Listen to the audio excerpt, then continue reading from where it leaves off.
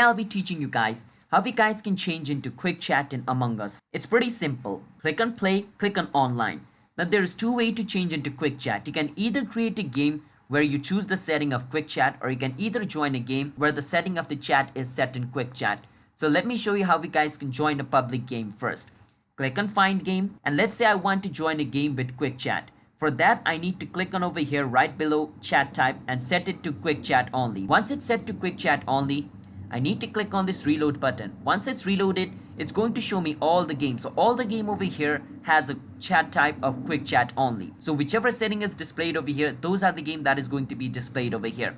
Now I can join whichever game I want and play it. It's going to have quick chat setting. And if I want to host a game with quick chat, I can click on create game, and where it says chat type, make sure I switch it to quick chat only. If it says free chat, I need to click on it and switch it to quick chat only. Once it's changed to quick chat only, I can click and confirm, and a game with quick chat setting will be started. That is basically how you guys can change to quick chat setting on Among Us. If you guys found our video helpful, hit the subscribe to our channel. One step. I'll see you guys next time.